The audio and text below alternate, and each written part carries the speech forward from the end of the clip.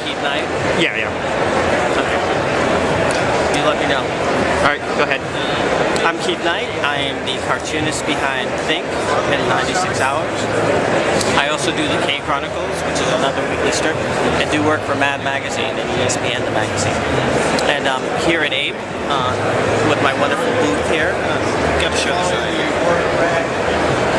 And the Alternative Press Expo is something I've been doing for, has to be like 12 years now.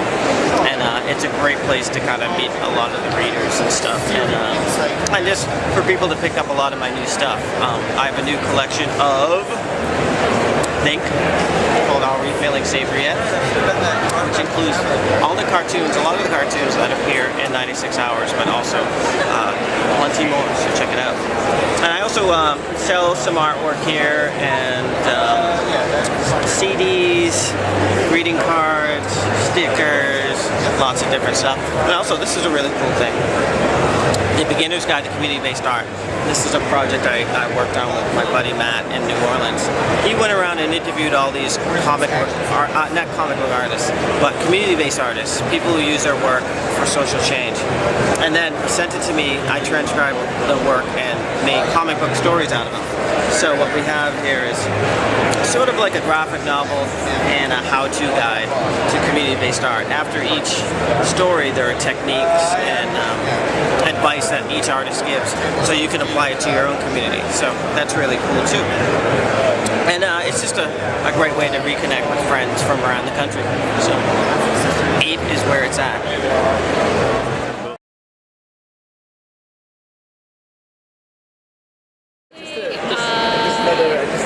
I'm at APE because I thought it would be a good idea to get into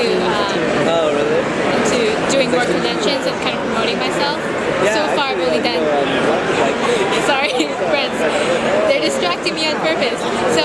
So far I've only done 2 conventions, which would be Anime Expo, and this year I'm doing 4. So just doing my best to kind of break into what I really want to do is manga.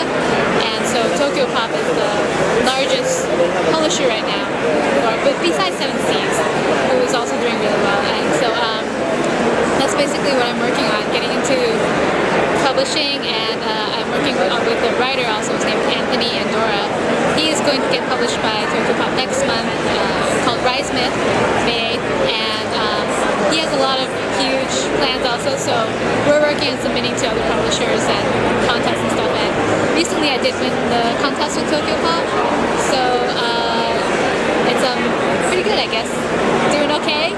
Still lots of hard work ahead of me, but it's been some years of hard work getting there. I don't know, is that enough?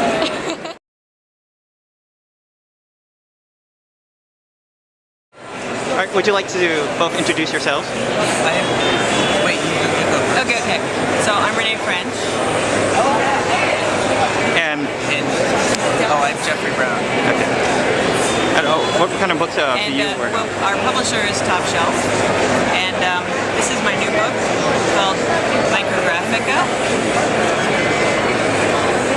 And it's the originals are really small like this, and then they're blown up to like this, and it's sort of a comedy. And this is The Ticking, which is done with pencil drawings, and it's more of a tragedy sort of thing. Your turn, Jeff. Back to you. Thanks, Renee. This is my new comic, and it's just a collection of some older stuff mostly, and these are all my other books, of which there are many. I also just did a cat book with Chronicle books, but we don't have that here. But it's available in local bookstores and What's it called, online. Jeff? It's called Cat Getting Out of a Bag and Other Observations.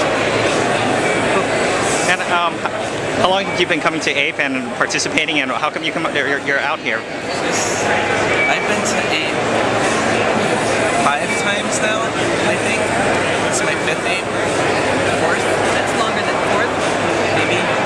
I've been here I don't 4 times, remember. I think. I think it's my 5th.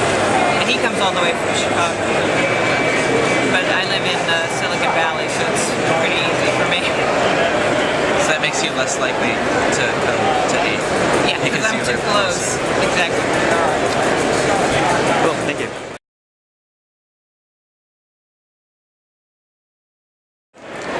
So I'm Colin Whitlow, and I created the photographic novel Lavender and Other Colors.